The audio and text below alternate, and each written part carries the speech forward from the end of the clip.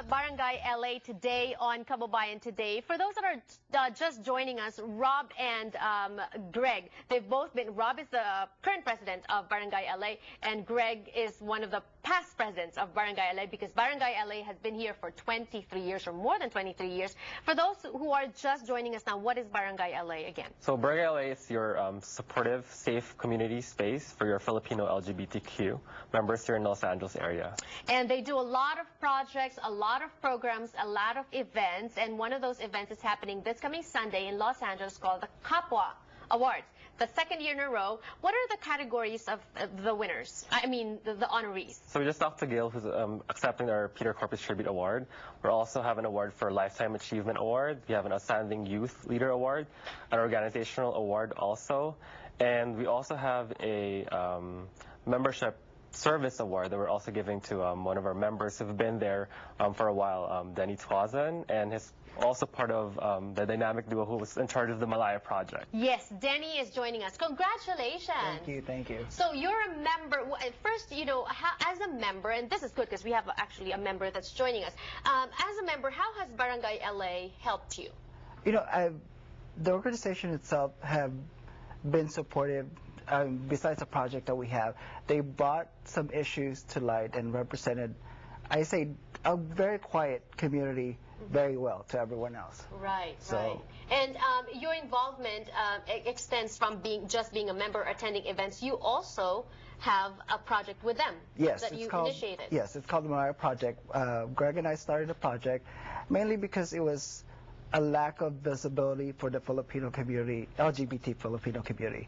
When we first met each other, I want to say 10 years ago, there was really no positive role model that you can find online since the internet was barely started. So, and Greg approached me and, you know, creative minds. Yeah. Malaya Project, what is it? I mentioned the internet. Is this a website? What is this? The Malaya Project, which means free, is we do photography and video of stories of everyday LGBTQ Filipinos in Los Angeles and about.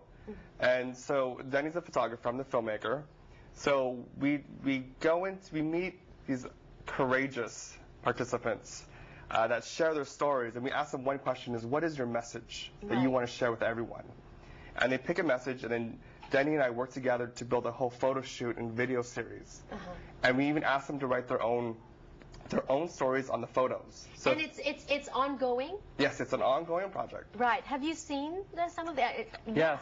So one of the events that we go to is FPAC, Festival of Philippine Arts and Culture, and we actually feature the Malaya Project there. So it was great for the community to actually see these powerful images. They're very moving. Some of them are family-oriented, so very, very nice images. Interesting. So how many years has this been going on? So we started in 2011. Okay. And we have a couple more lined up, a lot of events. We brought it to Berkeley, UCLA, and Pomona College, and we have a few more invitations for different campuses. So it's a traveling exhibit, photographs, film, short stories. What are some of the stories? Is there one story that's very memorable to you?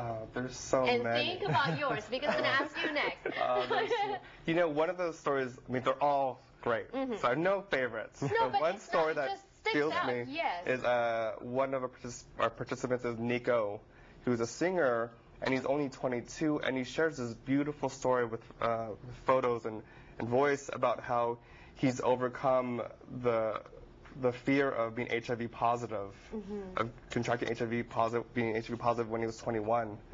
And it's just a beautiful story of him opening up to his family, to his sister. If you go on the website, he shares a little bit about that. HIV is a common concern for people in the community, correct? Yeah, there's still a huge stigma about the disease. So my hope is that as long as we continue the dialogue, it creates like a preventative measures, and people are more aware, so that we have a stop to this disease. You see that? Do you see that as a trending topic for your Malaya project? What are the other issues? It's more of like it's brought forefront because of what we're doing. Right. But you're giving them a platform to talk about it. Yes. Yes. It's not that it was just in the shadows before, but it's now, I feel like we're putting positive light to it. Like what Greg said, Nico, it's more of like him waking up and saying, that was a part of me, but that I can go on and live my life. He went to school, graduated, has a singing career, so it's a part of him, but it doesn't define who he is. I want to meet Nico. I want him to sing here on the show. What is it? And aside from Nico's story, what is the one that, you know? Well, coming from photography background, I've done weddings and other events, and Jen and Michelle really struck to me because right Jen now, and Michelle. yes, it was they got married and we were invited to capture their wedding,